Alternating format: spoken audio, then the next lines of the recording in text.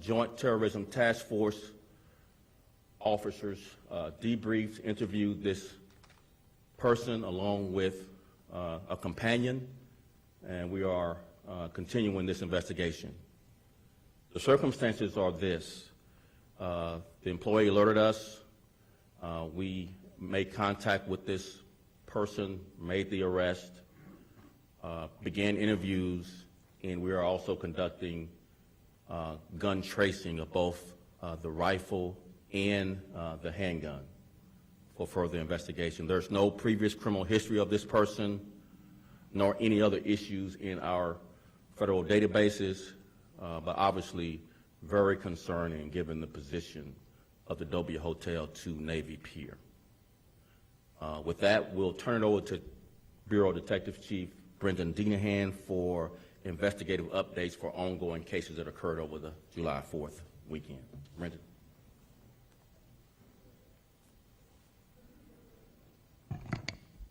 Good morning. I'm going to go over a couple of quick updates. I know you guys probably have some questions on multiple other incidents, which I'll try to answer, and then turn it back over to the soup.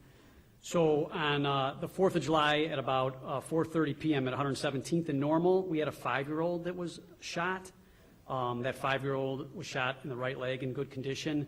That was the incident where there was a dog out there, and there was a dog bite on the child, and somebody came out and discharged a firearm in order to basically scare the dog or remove the dog from the scene, and the child was accidentally struck. So the mother took the child to the hospital. The child's in good condition, and it's still an active and ongoing investigation. We didn't get a lot of cooperation on who discharged the firearm on the scene, so detectives are still working on it, but the child is in good condition. And then on the 5th of July at 1 in the morning at 118 East 119th Place, we had a 6-year-old child that was shot. That child was shot in the right hand. That one was a drive-by shooting where the mother and daughter are watching fireworks outside. Car drives by, discharges the firearm. Child is struck, and the child is in good condition. I know there were several other incidents where children were shot. We had the baby shot in the mass shooting incident, the 1-month-old. That child is still in critical condition, and I'm kind of deferring to the doctors on the progress of that baby and what's going to happen. But still in critical condition, but the child is still alive. We had another incident where an 8-year-old was shot in the head. I think that was on Thursday going into the weekend. And for that one as well, I know the child has a feeding tube, extremely critical condition with a gunshot wound to the head, but that child is still alive as well. There was another shooting incident at 61st and Wabash that where multiple people were shot, and we had 2, I believe they were 13-year-olds that were also struck by gunfire. And in that incident, there was a large gathering and fireworks that were being shot off when a car drove past and shot into that crowd, and then people from that crowd returned fire at that vehicle, and these 2 children were struck. We don't have any major detective leads on that right now. The detectives are following up on all these investigations, but those 2 13-year-olds are also in stable condition at this time. Are there any other questions regarding specific investigations that I may be able to speak about? How about the W case? Can you speak to that? No, the superintendent already addressed the W case, and the detectives, I'm talking more about the shootings and the murders. And obviously we had a commander that was shot in the foot over the weekend as well. The detectives are following up on that case. We do have some video evidence that is helping direct the investigation, but obviously still very open and active as well. Regarding that officer shot, there's, and I'm going to just couch it this way, there's some rumors floating around that this was the commander's own gun that discharged and struck her in the foot and ricocheted and hit somebody else. Can you address that? Shoot that down, pardon the reference there, or clarify what did happen with that? Sure. So I guess to answer your question, we'll just, I guess it's just a rumor, and that did not occur. We have verifiable, objective evidence that shows a person discharging a firearm, and that's when the commander gets struck. So I'm not sure, it doesn't really matter, I guess, where it happened or where the rumors may be coming from, but no, the commander and the sergeant that were out there, like I said, we have verifiable evidence, someone discharging a firearm in their direction, and that's when they get struck. They did not, none of their weapons went off at all? Correct. And I think if we're going to be reasonable, it was a large crowd, and in today's world with people videoing police officers with cell phones, if an officer was waving a gun around and it discharged in front of a large crowd, for that kind of time frame, I mean, I think if we're just being reasonable, the citizens that were out there would have been videoing that and talking to us about it right away. So anyway, it's unfortunate that rumor's out there, but no, we have evidence to support, and we're looking for the individual who discharged the firearm. Can you update on the National Guardsman that was shot over the weekend in Belmont Creek getting killed? I'll get back to you on that one. I don't have an update on the investigation. Once again, just a pretty tragic incident. I know the detectives up there were following up on that investigation, and last time I spoke with that specific area, they did have some good leads that they were following up on, but pretty active and ongoing, and just unfortunately, just one of the tragic incidents over the weekend. How many kids were shot over the weekend? Do you have that exact number? We'll get you that total. I don't have it in front of me, but we'll get you that total from from whatever time frame that you guys are looking for. Just get with our news affairs afterwards, and we'll get you that answer. Give an update on the UFC student who was shot and killed on the Green Line. So, due to the fact that that is a very active investigation, I have some details that I'm just not ready to release at this time.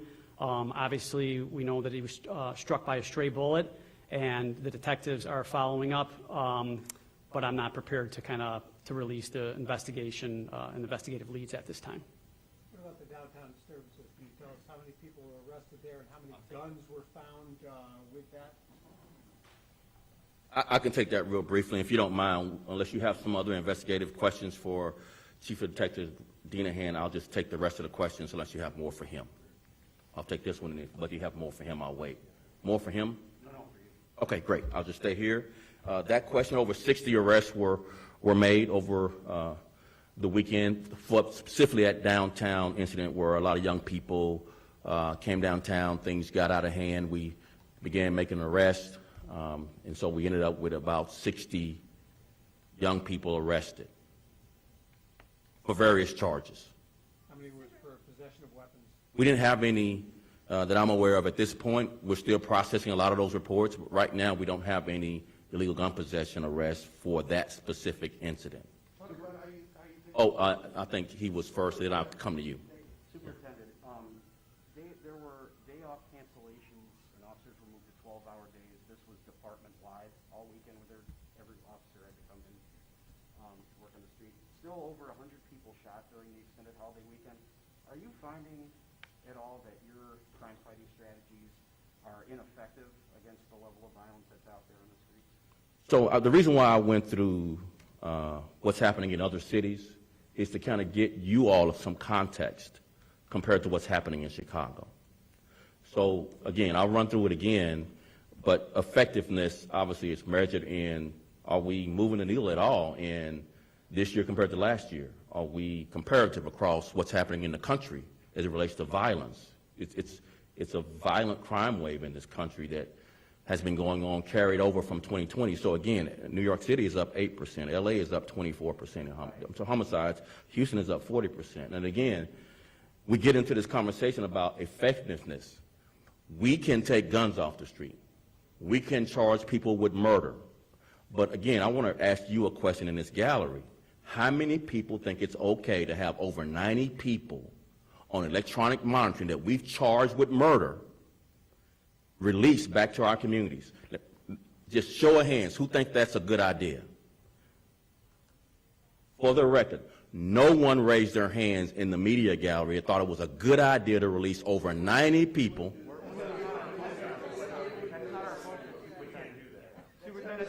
So let me finish my answer to your question. Let me finish my. Can I finish my answer to the question? You get to ask the question. I know. Let me finish my answer to the question. The fact that over 90 people charged with murder have been released by our courts back into the community does two things. Number one, it creates this idea of lawlessness for people in the community who know someone murdered someone, and yet they see him again the following days as if nothing happened. Secondly, because these people murdered someone, the victim and their associates retaliate indiscriminately on where they are. So whether they're in a car with their kids, whether they're in a large crowd gathering, they are the targets for retaliation. So now you've created, the courts, when I say you, the courts have created an unsafe environment for large crowd gatherings because you've released people charged with murder back into these same communities where they committed this heinous crime. So my question, again, it's rhetorical because it's really to the people of Chicago who probably are not likely understanding the impacts of releasing people charged with murder back into the community. These are people charged with murder where the state's attorney accepted the charges. So I hear a lot about what the state's attorney is doing. She charged these people with murder that we brought before them, that we've arrested. And the courts released them back into the community, creating an unsafe environment for all of us in the crowd when retaliation occurs, when street justice occurs. So when you ask the question whether or not our work is effective, Chicago police officers are doing their job by arresting people and charging them with murder. That's doing our part. And what's happening in the courts is creating this unsafe environment for all of us. So yes, follow up. So Superintendent, my follow-up is that, last week, and it's been said before, at least one alderman questioned the data that is out there that actually shows what you're saying is ringing true. They're saying that there's data out there from Cook County, from Loyola University, saying that, the whole bail system, electronic monitoring, there's no proof that that's leading to higher crime. And every time we have press conferences like this, there's always finger pointing between you, State Attorney Fox's office, Chief Evans's office, everyone's pointing the fingers at each other. So the question is, since you're the superintendent of the Chicago Police Department, what, if anything, can the Chicago Police Department do more of that they are not doing already? So we are doing more of everything in an unprecedented historical way. So we're at 6,100 guns recovered. That's an unprecedented pace. We are at over 50% clearance rates on homicides. That's the highest in years of clearance rates. We are, over the weekend alone, we arrested over 80 people charged with violent crimes. So my point is, number one, this issue of the Loyola study has been disputed by others. I think your own paper has published articles disputing the fact that people who are violent that are released back to the community don't create more violence. There's not a Bible or final product. There's a dispute amongst the research community whether or not those facts, that same study is true. I could point you to another study that says that Loyola study is not true. That's not my job to go and do your job. I mean, you said you guys are quick to say that's not our job, and I'm quick to say, yeah, but this is not my job to challenge. I just want you to keep the same energy in bond court when these violent people are released back to our communities, creating an unsafe environment to be in a crowd, in the drive-thru of a McDonald's, anywhere in the community when these people are targeted for retaliation. It's not whether or not they commit other crimes. That's also something in dispute, but it's also people who are targeted that have killed other people by associates, criminal networks of the victim. Now I'm just standing next to this person who's targeted and I get shot, or my child gets shot. That's the unsafe environment that this out-of-control courts principle or whatever it is creating. It's unsafe to release violent people in a community that has a high level of retaliation back into community and then be surprised that people shoot at targeting these people. Superintendent Brown, so can you just tell us, to put this a little bit more. She hadn't asked the question, so can we let her ask? She hadn't asked Sorry, one. just to put that a little bit more in context, at 9:30 this morning, there was a Zoom press conference. Alderman Byron Sigil Lopez had that, and he was talking exactly about these studies. But I think to put it in greater context, he's saying this is a call for an urgent redirection of strategy where this doesn't seem to be working, whether it's confiscating guns, whether it's the courts and all of these things that he was talking about. but a holistic approach to the violence where, federal dollars need to be pumped into giving kids jobs and taking kids off the streets. The root causes, he's saying, is what's going to help. Just your thoughts on that. Are these strategies working? I think these strategies are more, maybe in your opinion, this is what we need to do now. But what these aldermen are talking about is, getting to the root cause of it, which is mental health facilities open, things like that. We have agreed with all of that, and we have talked about our whole of government approach ad nauseum for several weeks now, and so that's nothing new. We agree with all the holistic, whole of government approaches. But each Monday, if I'm the only person answering questions about violence in Chicago, we likely won't be in that place of discussing what other things can others do. Others are never at this podium with us talking about what we're doing. So we don't disagree with the holistic approach. That's the whole of government approach that the mayor rolled out. But again, no one would do the job that Chicago police officers do right now. No one would weigh into large crowds and risk being shot.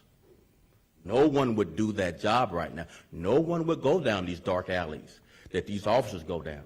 So I want all of us to acknowledge the bravery and courage it takes to do this job, to stand up to violence. And only our officers are doing this right now. Bring on the other parts of the holistic approach. We welcome all of that help. We are part of those programs.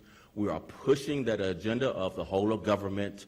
But again, the Chicago Police Department and its officers are doing their job, and they're doing their job in historically unprecedented ways. Yes. In light of that, do you think it's still fair to expect the Chicago Police Department to prevent violence? So we're not looking for fairness.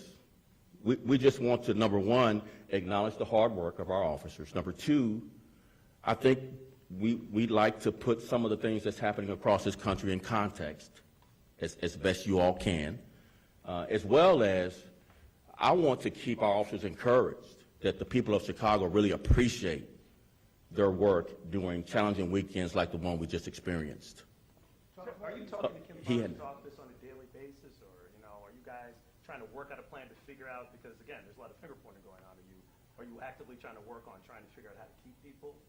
So I don't think dissent in a democracy is finger pointing. I think a public debate in the public square is quite appropriate in the way our government is positioned. How democracy works, particularly local democracy, it's public debate that gets us to a better place. So finger pointing is your words that you use.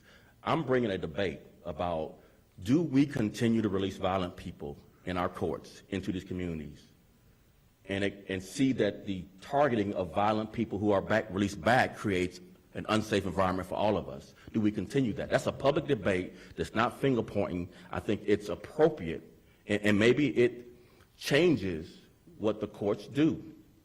I think people should hear this. This is not finger pointing. You can call it finger pointing all you want. I can't write and report for you, but this is a worthwhile debate here and in all places throughout the country that's having a similar debate about what the courts are doing, particularly in urban centers in our country, and what the results are. And if the cops' productivity was down and not unprecedentedly high, I would be arguing we need to do more as police officers, that we need to get more guns off the street, that we need to arrest more violent people. That's not the case here. Cops hadn't stopped working. They haven't. They actually are working just this weekend alone. Now, I'm going to make this one point.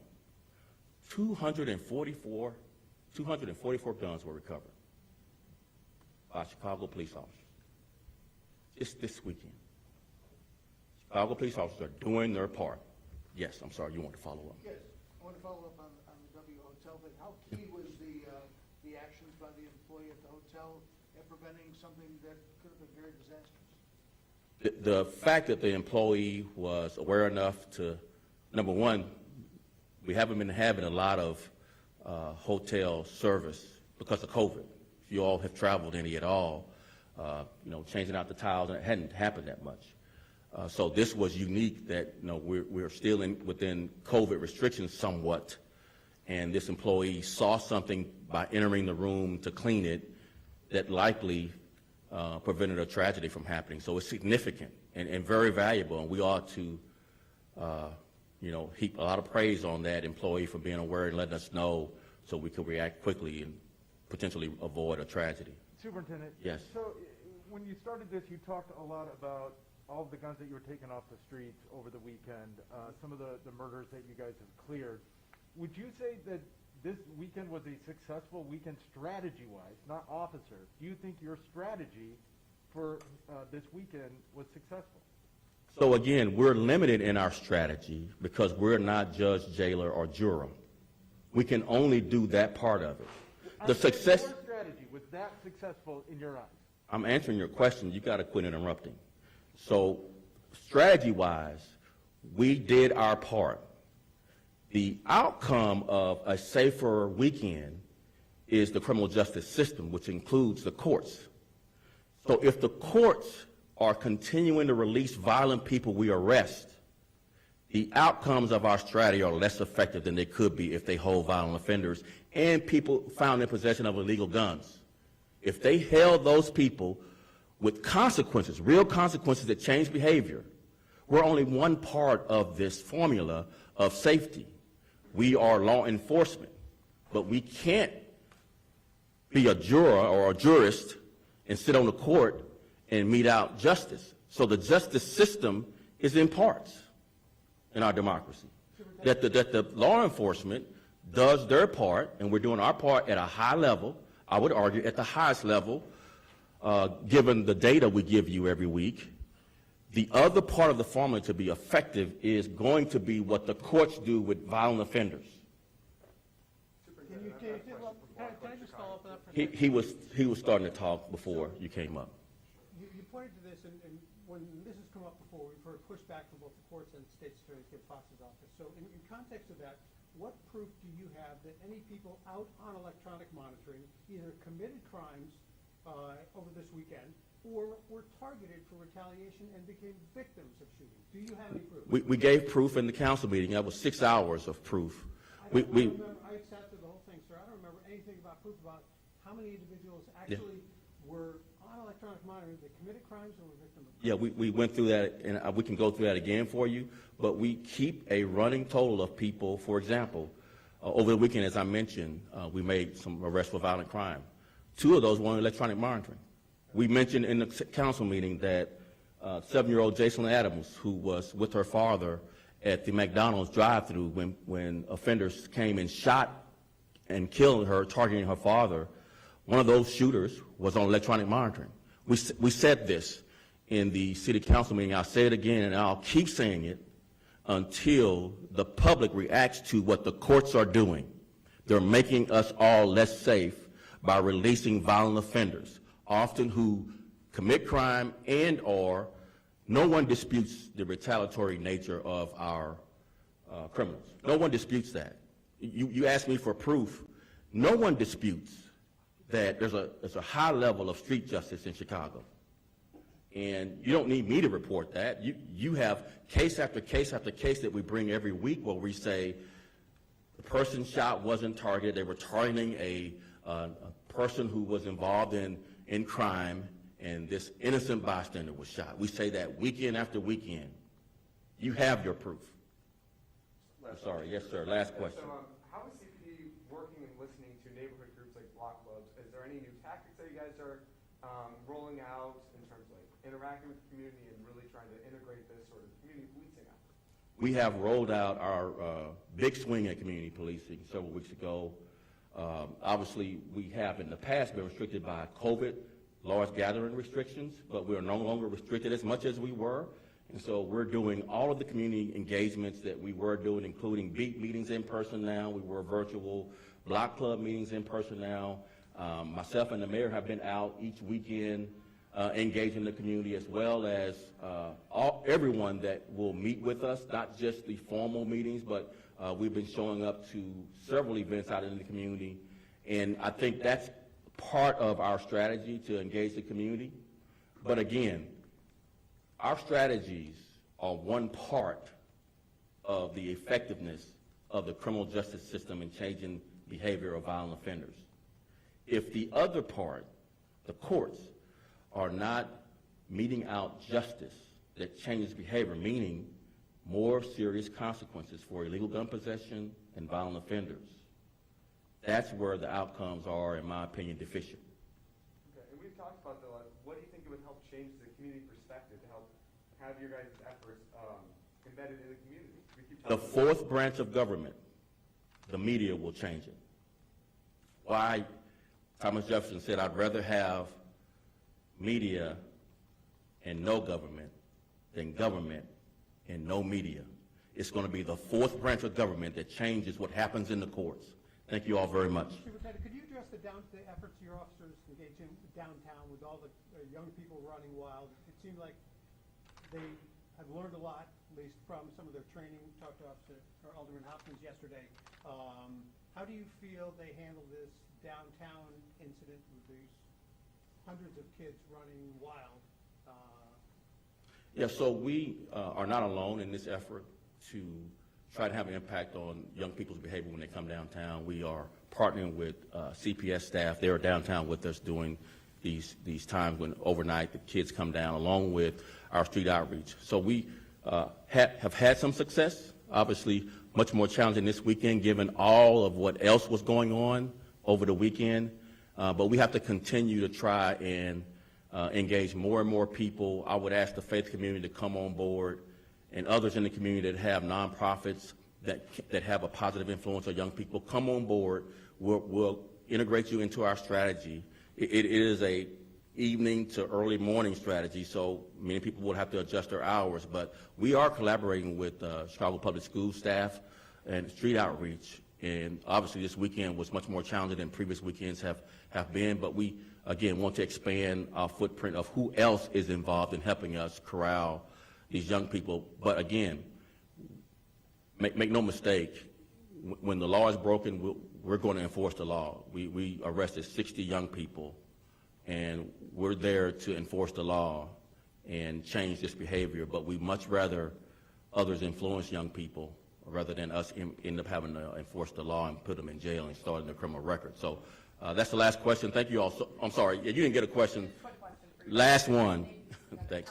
Just from a staffing perspective, do you feel, I mean, how much violence we had just this weekend, more than 100 people shot over the holiday weekend, that you have enough police officers? Like you mentioned so many times, not a lot of people want to sign up to be a Chicago cop. Yeah, I think that's one of the things, I'm glad you asked that we obviously need to recruit and retain our officers.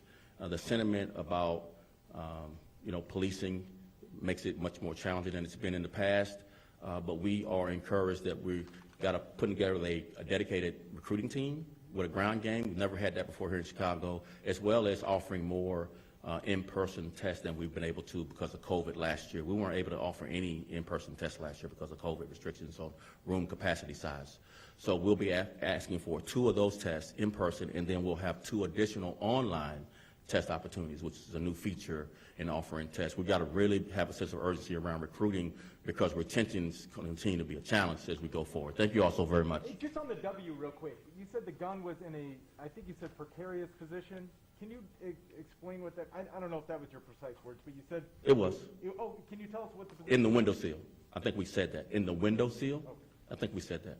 Yes. And was it pointed in any direction or just in the window? Laying in the window sill. Thank you. Thank you all so much. Thank you.